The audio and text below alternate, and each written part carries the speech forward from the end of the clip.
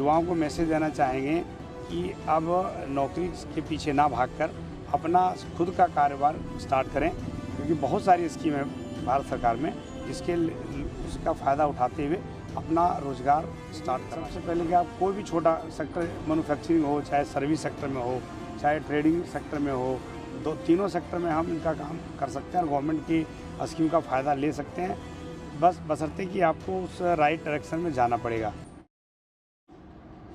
क्या कहेंगे सर, आज समृद्ध भारत चैम्बर्स का जो आज कार्यक्रम हुआ और खासकर युवाओं के लिए, नए समाज के नए लोगों को लोन के बारे में बताया गया, समय के बारे में बताया गया, सही नई नई चीज़ों के बारे में बताया, क्या कहेंगे? देखिए, जो समस्याएं आज के युवाओं को थी, ये अपने सेल्फ इंटरप्रेन्योर बनने के लिए और अपने बिजनेस को आगे बढ़ाने के लिए, उसके लिए अभी जो एक समृद्ध भारत और कॉमर्स ऑफ इंडस्ट्री बनी है, उसके तहत हम लोग नए इंटरप्रेन्योर जो बनना चाहते हैं, कैसे हम सरकार की स्कीमों का, एमएसएमई स्कीमों का हम फ़ायदा उठाएंगे, इनके बारे में पूरी जानकारी दी गई है।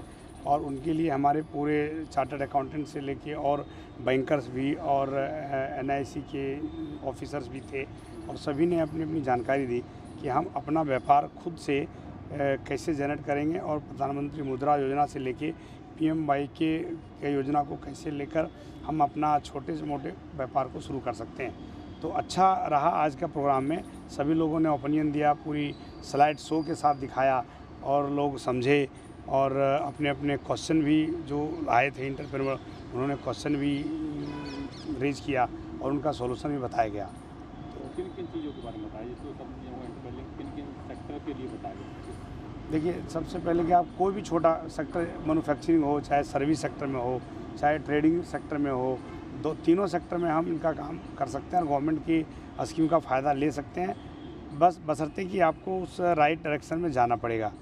लेकिन सर, इस पूरे बात में मैंने ये भी देखा कि जिस तरह से SC ST OBC के जो युवा हैं, माइनॉरिटीज़ के जो युवा हैं, उनको बिजनेस से जोड़ने के लिए आप लोग चर्चा कर रहे थे। बिल्कुल, टेक्निकल हो। बिल्कुल बिल्कुल भाई, जो भी लड़के आज MBA करके आए हैं या कोई टेक्निकल ट्रेनिंग लेके आए हैं, उनको कई बार नहीं पता चलता है कि हम किसके थ्रू जाएं। तो यही सबकी जो हमारा समृद्ध भारत और चैम्बर कॉमर्स और इंडस्ट्री बनाया गया है, इसलिए बनाया गया है कि आप वहाँ उनके पदाधिकारी से मिलें और उनसे जानकारी लें कि हम किस तरह से अपने व्यापार को स्टार्ट कर सकते हैं। तो हम लोग पूरा सहयोग करने को तैयार हैं इसमें।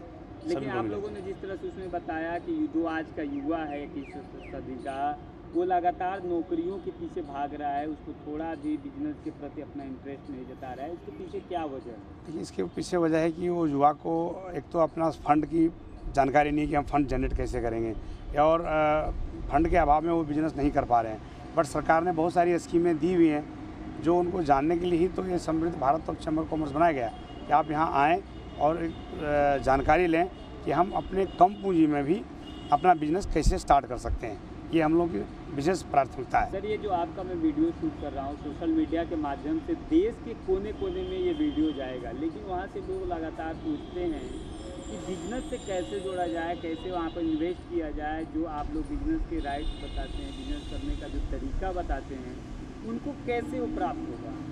देखिए, उसको हमारे समृद्ध भारत और चैम्बर कॉमर्स इंडस्ट्री से आएंगे ना, तो हम यहाँ से काफ़ी हेल्प कर सकते हैं जो इस तरह के बिज़नेस करने के लिए इच्छुक रहते हैं। बिल्कुल, मैं उनको गाइड करूँगा।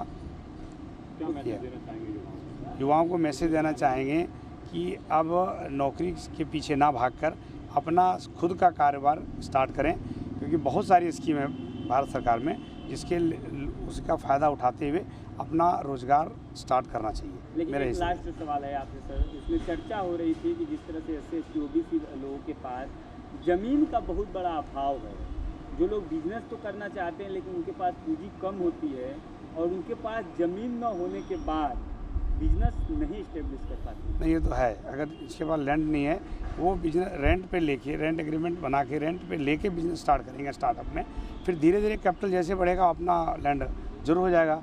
ये मैं कहना चाहूँगा, रेंट इनकम पे कर सकते हैं। ठीक है।